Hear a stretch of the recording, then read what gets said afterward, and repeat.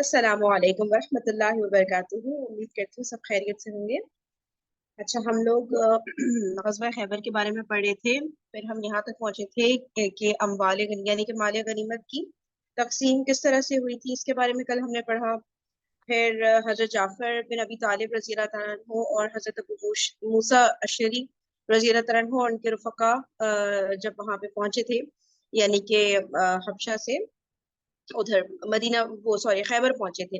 तो खैबर ऑलरेडी फतह हो चुका था, तो माल गनीमत में इनका भी हिस्सा रखा नबी पाक सल्लल्लाहु अलैहि वसल्लम ने। और वो बहुत ज्यादा खुश हुए थे नबी पाक सल्लल्लाहु अलैहि वसल्लम कि उन्होंने फरमाया था हजरत जाफर रज़ी अल्लाह अन्हु को देख के, वल्लाही मैं नहीं जानता कि मुझे किस बात की खुशी ज्यादा है, खैबर की फतह की या जाफर की आमद की।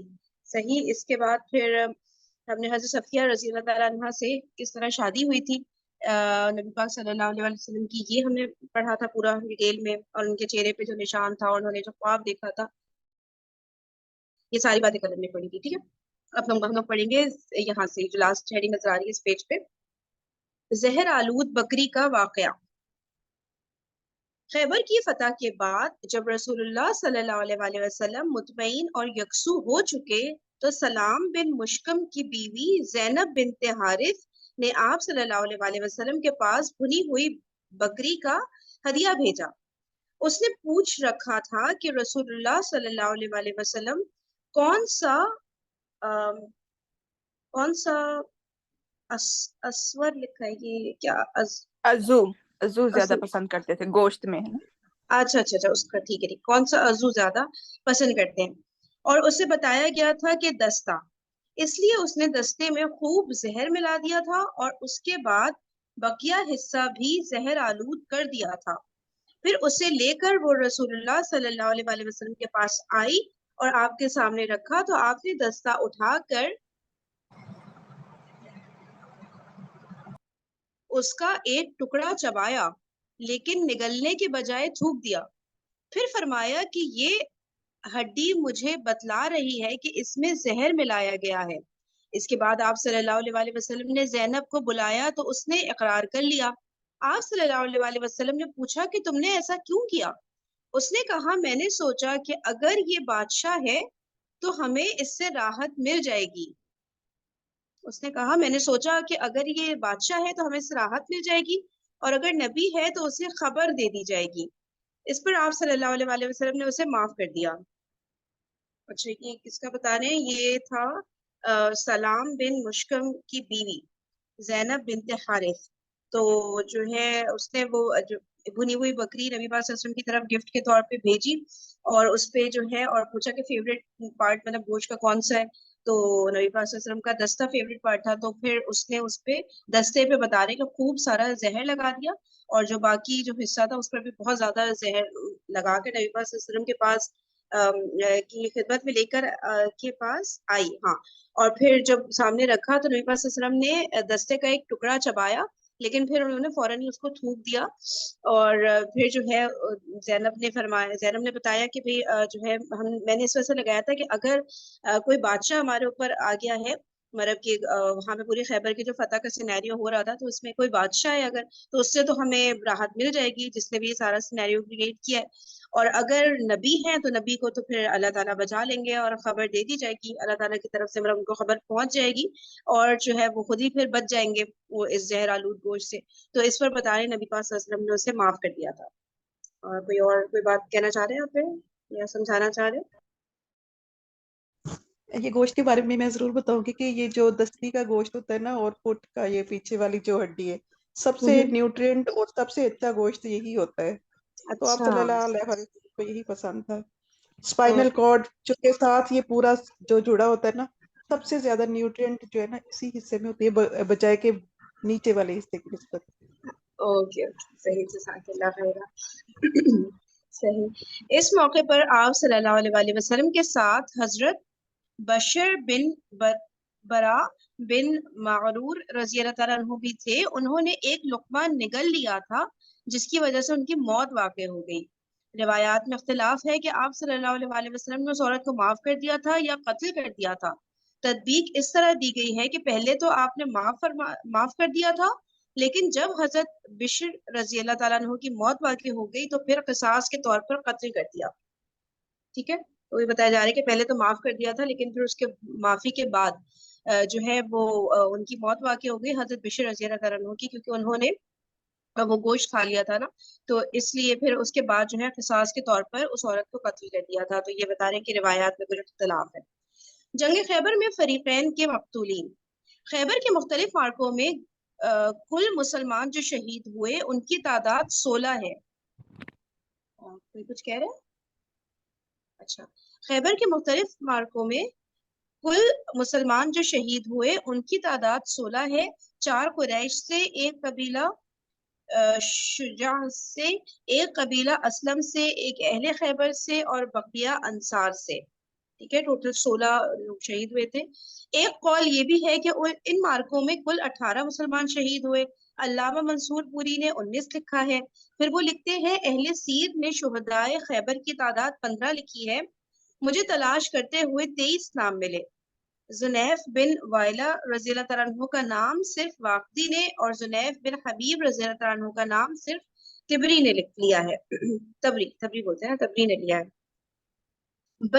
بشر بن برا رضی اللہ تعالیٰ عنہ بن معرور کا انتقال خاتمہ جنگ کے بعد زہر آلود گوشت کھانے سے ہوا, جو نبی صلی اللہ علیہ وسلم کے لیے زینب یہودیہ نے بھیجا تھا. بشر بن عبد المنذر رضی اللہ تعالیٰ عنہ کے بارے میں 2 روایات ہیں. بدر میں شہید ہوئے, جنگ خیبر میں شہید ہوئے. میرے نزدیک روایت اول قوی ہے. دوسرے فریق یعنی یہود کے مقتولین کی تعداد 93 ہے. فدق. رسول اللہ صلی اللہ علیہ وسلم نے خیبر پہنچ کر محیصہ بن مسعود رضی اللہ تعالیٰ عنہ کو اسلام کی دعوت دینے کے لیے فدق, کیا بولتے ہیں اس کو, فدق بولتے ہیں, فدق بولتے ہیں, کی دعوت دینے کے لیے کیا فدق کی بولتے ہیں, فدق کی بولتے ہیں, فدق. اسلام کی دعوت دینے کے لیے فدق کے یہود کے پاس بھیج دیا تھا. ایک منٹ. رسول اللہ صلی اللہ علیہ وسلم نے خیبر پہنچ کر محیصہ بن مسعود رضی اللہ تعالیٰ عنہ کو اسلام کی دعوت دینے کے لیے فدق کے یہود کے پاس بھیجا تھا. اب یہ فدق کوئی اور ہی علاقہ ہوگا خیبر کے علاوہ میرے خیال سے, یا خیبر کے اندر ہی کوئی ہے, سمجھ نہیں آ رہا, دیکھتی ہوں. فدق کے یہود کے پاس بھیج دیا تھا, لیکن اہل فدق نے اسلام قبول کرنے میں دیر کی, مگر جب اللہ نے خیبر فتح فرما دیا تو ان کے دلوں میں روب پڑ گیا اور انہوں نے رسول اللہ صلی اللہ علیہ وسلم کے پاس آدمی بھیج کر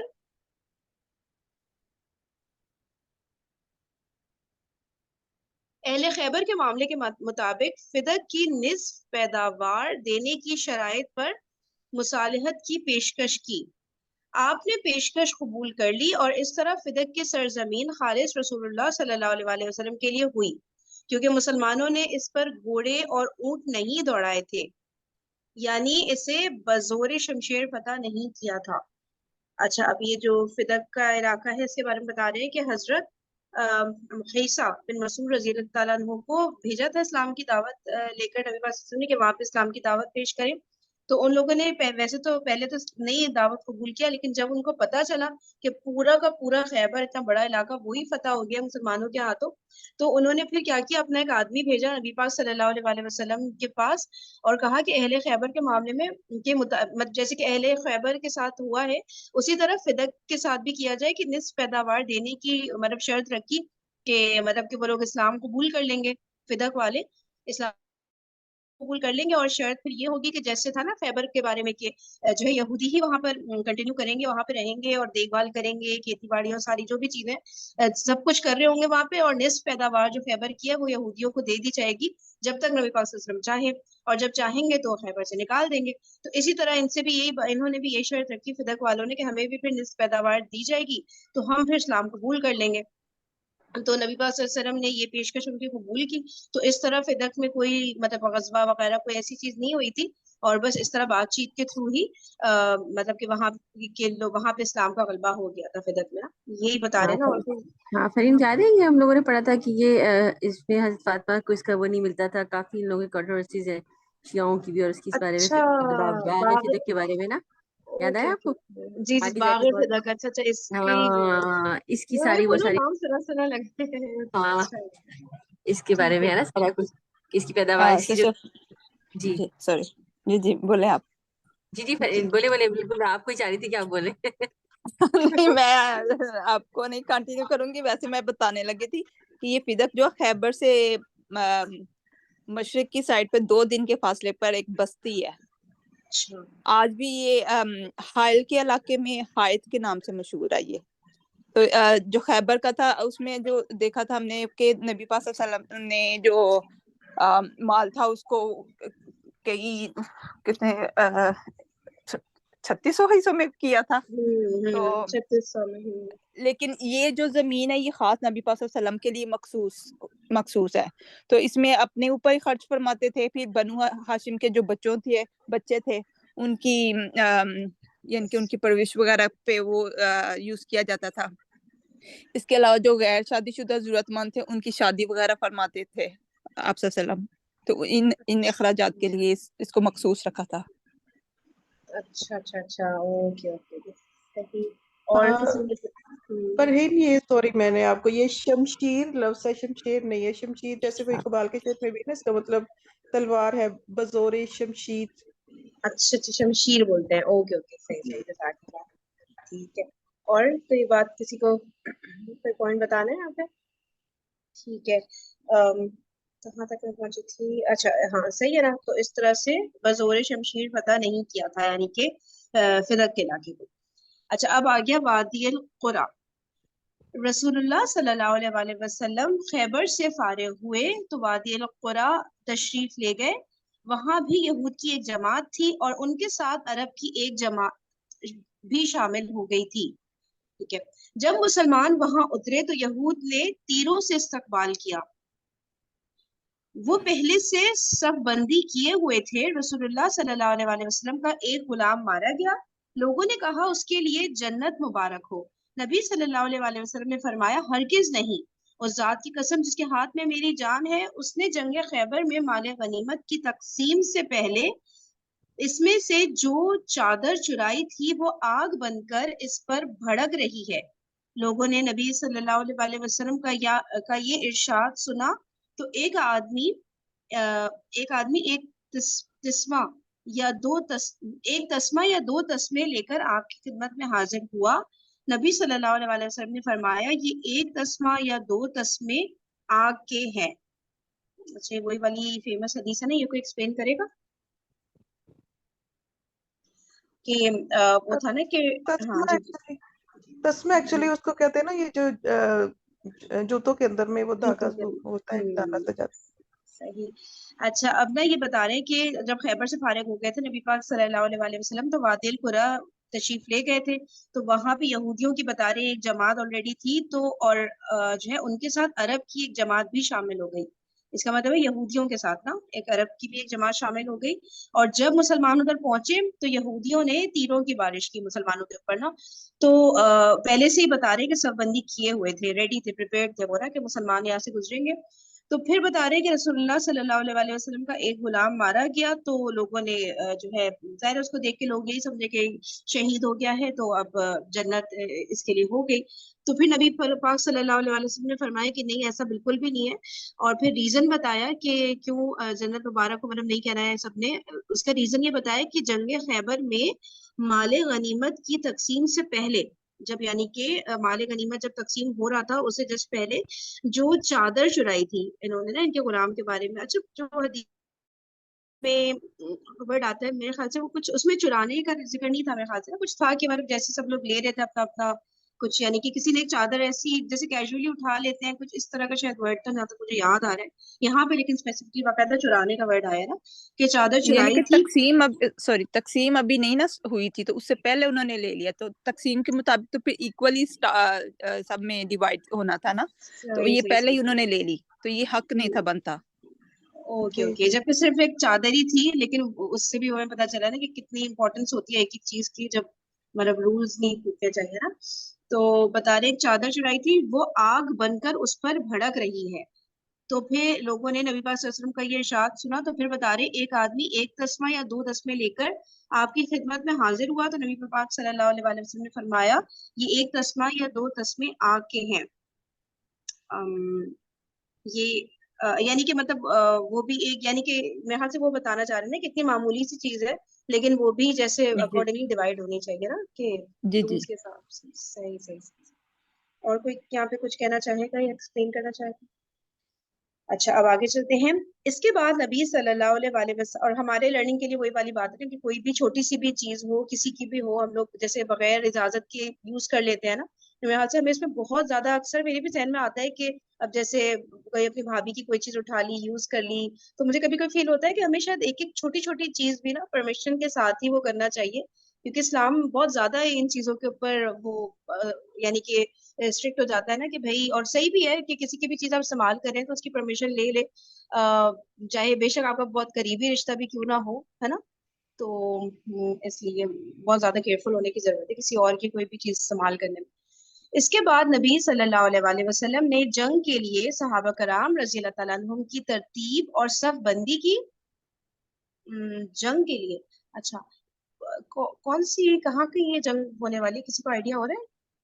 ابھی وادی القریٰ پہنچے ہیں نا. اچھا وہ جو یہود بارش کر رہے تھے اس کی نا تیر برسا رہے تھے نا یہود یہود کے ساتھ. ٹھیک ہے. اچھا نبی صلی اللہ علیہ وسلم نے جنگ کے لیے صحابہ کرام رضی اللہ تعالیٰ عنہم کی ترتیب اور صف بندی کی. پورے لشکر کا علم حضرت سعد بن عبادہ رضی اللہ تعالیٰ عنہ کے حوالے کیا. ایک پرچم خباب بن منذر رضی اللہ تعالیٰ عنہ کو دیا اور تیسرا پرچم عبادہ بن بشر کو دیا. اس کے بعد آپ صلی اللہ علیہ وسلم نے یہود کو اسلام کی دعوت دی. انہوں نے قبول نہ کیا اور ان کا ایک آدمی میدان جنگ میں اترا. ادھر سے حضرت زبیر بن عوام رضی اللہ تعالیٰ عنہ نمودار ہوئے اور اس کا کام تمام کر دیا. پھر دوسرا آدمی نکلا حضرت زبیر رضی اللہ تعالیٰ عنہ نے اسے بھی قتل کر دیا. اس کے بعد ایک اور آدمی میدان میں آیا. اس کے مقابلے کے لیے حضرت علی رضی اللہ تعالیٰ عنہ نکلے اور اسے قتل کر دیا. اس طرح رفتہ رفتہ ان کے 11 آدمی مارے گئے. جب ایک آدمی مارا جاتا تو نبی صلی اللہ علیہ وسلم باقی یہودیوں کو اسلام کی دعوت دیتے. کتنی دفعہ یہ جنگ کے اوپر یہ ذکر آتا ہے نا کہ ان کو دعوت دی جاتی تھی مسلسل ان کو مطلب کہ پیشکش کی جاتی تھی کہ دعوت اسلام کی قبول کر لے تو پھر یہ جنگ وغیرہ کی نوبت ہی نہ آئے نا. صحیح. تو اس طرح ان کے 11 آدمی قتل ہو گئے اور جو ہے آگے آگے حضرت زبیر رضی اللہ تعالیٰ عنہ تھے انہوں نے کئی آدمیوں کو قتل کیا اور حضرت علی رضی اللہ تعالیٰ عنہ. اور اس لیے بھی کہ اگر وہ حق کو مان لیتے ہیں تو پھر وہ بیسیکلی تو وہ قتل نہیں کرنا چاہتے تھے لیکن اگر اس سے پہلے مارنے سے پہلے تو وہ دعوت ضرور دیتے تھے کہ وہ اگر مسلمان ہو جاتے ہیں تو وہ بہتر ہے. تو پھر لڑائی کریں گے ہی نہیں. صحیح بات ہے. اس دن جب نماز کا وقت ہوتا تو آپ صلی اللہ علیہ وسلم صحابہ کرام رضی اللہ تعالیٰ عنہ کو نماز پڑھاتے اور پھر پلٹ کر یہود کے بالمقابل چلے جاتے اور انہیں اسلام اللہ اور اس کے رسول صلی اللہ علیہ وسلم کی دعوت دیتے. اس طرح لڑتے لڑتے شام ہو گئی. دوسرے دن صبح آپ پھر تشریف لے گئے لیکن ابھی سورج نیزہ برابر بھی بلند نہ ہوا ہوگا کہ ان کے ہاتھ میں جو کچھ تھا اسے آپ صلی اللہ علیہ وسلم کے حوالے کر دیا. یعنی آپ صلی اللہ علیہ وسلم نے بزور قوت فتح حاصل کی اور اللہ نے ان کے اموال آپ کو غنیمت میں دیے. صحابہ کرام کو بہت سارا ساز و سامان ہاتھ آیا. اب بتا رہے ہیں کہ نماز کا جب وقت آتا تو آپ صلی اللہ علیہ وسلم صحابہ کرام کو نماز پڑھانے کے لیے چلے جاتے. یٹ اگین وہی نماز کی کتنی امپورٹنس یہاں پہ سامنے آ رہی ہے کہ نماز پڑھانے چلے جاتے پھر نماز پڑھ کے پھر واپس آتے اور پھر دوبارہ سے مقابلہ کنٹینیو ہو جاتا اور اسلام کی دعوت بھی بتا رہے کہ ان کو دیتے رہتے. اس طرح بتا رہے لڑتے لڑتے شام ہو گئی. پھر وہاں رات میں تو نہیں ہوتی تھی نا جنگ وغیرہ اس طرح سے. تو پھر جب صبح ہوئی تو بتا رہے صبح بالکل ارلی مارننگ نا جو ہے انہوں نے سب یہودیوں نے گیو اپ کر دیا اور جو ہے نبی پاک صلی اللہ علیہ وسلم کے حوالے کر دیا اپنے آپ کو. اور اس طرح سے وہ جو وادی القریٰ کا جو علاقہ تھا وہ پھر مسلمانوں کے ہاتھ آ گیا اور اللہ تعالیٰ نے بہت سارا مال غنیمت آپ صلی اللہ علیہ وسلم کو اس میں عطا فرمایا اور صحابہ کرام کو بہت سارا ساز و سامان بھی ہاتھ آیا. یہاں پر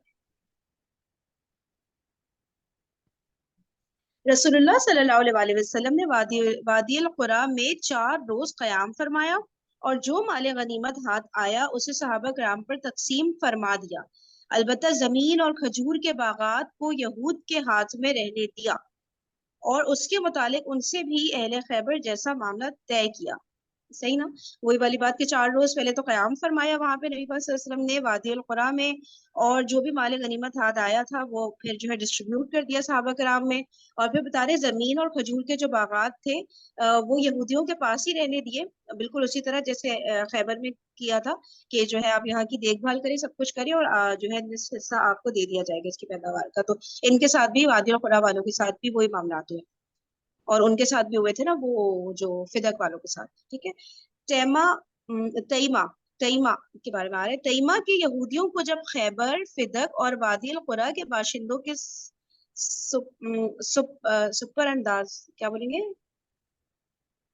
کہ سپر انداز ہونے کی اطلاع ملی تو سفر انہوں انداز, نے سفر بولتے ہیں, سفر سفر بولتے اچھا ٹھیک ہے, باشندوں کے سفر انداز ہونے کی اطلاع ملی تو انہوں نے مسلمانوں کے خلاف کسی قسم کی محاذ آرائی کا مظاہرہ کرنے کے بجائے از خود آدمی بھیج کر صلح کی پیشکش کی.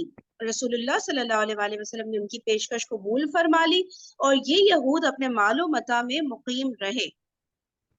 اچھا نیچے نمبر 30 اچھا حوالہ دیا ہے. اس کے متعلق آپ نے ایک تحریر بھی عنایت فرما دی تھی جو یہ تھی, یہ تحریر ہے محمد رسول اللہ صلی اللہ علیہ وآلہ وسلم کی طرف سے بنو عادیہ کے لیے, ان کے لیے ذمہ ہے اور ان پر جزیہ ہے, ان پر نہ زیادتی ہوگی نہ انہیں جلا وطن کیا جائے گا, رات معاون ہوگی اور دن پختگی بخش, یعنی یہ معاہدہ دائمی ہوگا. اور یہ تحریر خالد بن سعید رضی اللہ تعالیٰ عنہ نے لکھی. اچھا اب آپ لوگ بتائیے گا اس میں تیمہ کا جو علاقہ ہے وہاں کے یہودیوں کو تو خبر مل گئی نا کہ خیبر, فدق اور وادی القریٰ اس سب پہ جو ہے مسلمان غالب آ چکے ہیں. ٹھیک ہے نا, یہودی مقابلہ نہیں کر پائے تو انہوں نے پہلے سے ایک آدمی بھیجا تاکہ وہ نا صلح کی بات چیت کر لے تاکہ یہاں پہ کوئی جنگ وغیرہ اس طرح کی چیز نہ ہو.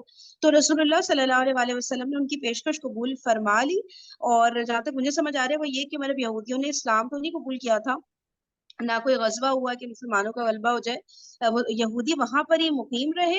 اور پھر بتا رہے ہیں کہ ان کے لیے وہ جو جزیہ کہتے ہیں نا, جیسے ٹیکس لگا دیتے ہیں نان مسلمس کے اوپر, تو اس طرح کا معاملہ نبی پاک صلی اللہ علیہ وسلم نے ان کے ساتھ فرمایا تھا جہاں تک مجھے سمجھ آیا. اور یہ کہا کہ ان کو جلا وطن بھی نہیں کیا جائے گا, وہاں پر ہی رہ سکتے ہیں جس طرح سے رہ رہے ہیں, اور معاہدہ دائمی ہے یعنی ہمیشہ کے لیے ہے نا. تو یہ والا جو علاقہ تھا یہ پھر مسلمانوں کے انڈر نہیں آیا تھا, اور یہودیوں کو یہاں پہ رہنے دے دیا تھا, اجازت دے دی تھی. لیکن ہاں وہ ہے کہ جزیہ تو مسلمان لے رہے تھے نا, تو کہہ بھی سکتے ہیں کہ مسلمانوں کے انڈر آ گیا تھا, ورنہ جو یہ جو ٹیکس سسٹم ہوتا ہے یہ ایسے تو نہیں کوئی کسی کو دے دیتا نا, کوئی جی اور جی, قبضے بھی تو نہیں کیا گیا تھا لیکن انہوں نے رہنے دیا ان کے پاس, تو جزیہ اسی کو کہتے ہیں کہ ملکیت جو ہے نا وہ ان کی ہو گئی تھی, مسلمانوں پتہ کی. کر لیا تھا انہوں نے. جی اچھا اچھا اچھا ٹھیک ہے, مسلمانوں کی ہو گئی تھی لیکن اسلام انہوں نے قبول نہیں کیا تھا. ٹھیک ہے ٹھیک ہے, اس وجہ سے پھر ان سے ٹیکس لیا جا رہا تھا. اوکے اوکے ٹھیک ہے, تو تیمہ کا علاقہ بھی پھر مسلمانوں کے انڈر آ گیا. صحیح ہے, اب کلیئر ہو گیا مجھے. اچھا مدینہ کو واپسی. اس کے بعد رسول اللہ صلی اللہ علیہ وآلہ وسلم نے مدینہ واپسی کی راہ لی. واپسی کے دوران لوگ ایک وادی کے قریب پہنچے تو بلند آواز سے اللہ اکبر لا الہ الا اللہ کہنے لگے. رسول اللہ صلی اللہ علیہ وآلہ وسلم نے فرمایا اپنے آپ پر نرمی کرو, تم لوگ کسی بہرے اور غائب کو نہیں پکار رہے ہو بلکہ اس ہستی کو پکار رہے ہو جو سننے والی اور قریب ہے. یہ کوئی کرے گا ایکسپلین کہ جب واپسی کے دوران ایک وادی کے قریب پہنچے نا تو بہت بلند آواز سے مطلب تکبیر پڑھنے لگے, اللہ اکبر لا الہ الا اللہ کہنے لگے, تو پھر اس پر نبی پاک صلی اللہ علیہ وسلم نے فرمایا کہ اپنے آپ پر نرمی کرو, یعنی اونچی آواز سے بول رہے تھے تو اس کا مطلب نبی پاک صلی اللہ علیہ وسلم نے اس چیز کو نہیں پسند فرمایا نا, اور انہوں نے کہا کہ تم لوگ کسی بہرے اور غائب کو نہیں پکار رہے ہو بلکہ اس ہستی کو پکارو جو سننے والی اور قریب ہے. تو مطلب تھوڑا سا آواز کو دھیمی رکھے میرے خیال سے, جی تکبیر پڑھتے ہوئے بھی آپ اس طرح یہ کی بالکل. ہے نا. جی صحیح صحیح ٹھیک ہے. تو یہاں پہ بھی جو نعرے بازیاں اور اس طرح کی چیزیں ہوتی ہیں مطلب یہ صحیح نہیں ہوتا نا, کیونکہ مسلمانوں کو وہ نہیں زیب نہیں دے رہا ہوتا نا یہ سب. نیز ویسے بھی اسنائے حدیث میں ہے نا کہ اپنی آواز کو رسول صلی اللہ علیہ وآلہ وسلم کی آواز سے بلند نہیں کرنا چاہیے, تو یہ حدیث میں بھی ہے. جب وہ صحیح پکارتے تھے تو وہ گھر کے باہر سے بہت اونچی آواز میں بھی پکارتے تھے, تو اس ٹائم پہ بھی یہ آپ نے ناپسند کیا تھا. لیکن جیسے ہم لوگ نے کئی دفعہ ویسے دیکھا ہے نا جنگ وغیرہ میں اس طرح سے اللہ اکبر مطلب مسلمان زور سے کر, وہ شاید मे बी जंग के मौके पर होता था या कुछ इस तरह से ना, क्योंकि ये कहीं ना कहीं वहां से इस तरह का कुछ पड़ा है ना कि मुसलमान यूं नारा लगाते थे या कुछ इस तरह का। जी, लेकिन आवाज में नरमी, वो आपके बारे में बात की है ना उन्होंने कि इस तरह बहुत ऊंची अच्छा, आवाज में नहीं बता। ओके ओके सही। और ये कोई वैसे यहाँ भी पे वादी के पास पहुंचे थे ना, ये जंग का मामला तो नहीं हो रहा है, तो किसी वादी के पास पहुंचे थे। और वैसे भी देखिए ना, दुआ के मामले में हमें ये हुक्म दिया गया कि दुआ जब आप मांगे तो आप बहुत तेज आवाज में भी ना मांगे और बहुत हल्की आवाज में भी ना मांगे, मतलब अपनी आवाज को म्याना भी इख्तियार करें उसमें भी ना। सही, ठीक है सही। चले आगे। नीज इस्नाए राह में एक बार रात भर सफर जारी रखने के बाद आप सल्लल्लाहु अलैहि वसल्लम ने आखिर रात में रास्ते में किसी जगह पड़ाव डाला और हजरत बिलाल रजी अल्लाह तआला अन्हु को ये ताकीद करके सो रहे कि हमारे लिए रात पर नजर रखना, यानी सुबह होते हुए नमाज के लिए बेदार कर देना। लेकिन हजरत बिलाल रजी अल्लाह तआला अन्हु की भी आंख लग गई। वो पूरब की तरफ मुंह करके अपनी सवारी के साथ टेक लगाए बैठे थे कि सो गए। फिर कोई भी बेदार ना हुआ, यहाँ तक के लोगों पर धूप आ गई। इसके बाद सबसे पहले रसूलुल्लाह सल्लल्लाहु अलैहि वसल्लम बेदार हुए, फिर लोगों को बेदार किया गया और आप इस वादी से निकलकर कुछ आगे तशरीफ ले गए। फिर लोगों को फजर की नमाज पढ़ाई। कहा जाता है कि यह वाकया किसी दूसरे सफर में पेश आया था। ठीक है, तो हजरत बिलाल रजी अल्लाह ताला अन्हु रजी अल्लाह ताला अन्हु की जिम्मे लगाया था नबी पाक सल्लल्लाहु अलैहि वसल्लम ने कि सुबह नमाज के लिए जो है वो बेदार कर दे सबको। तो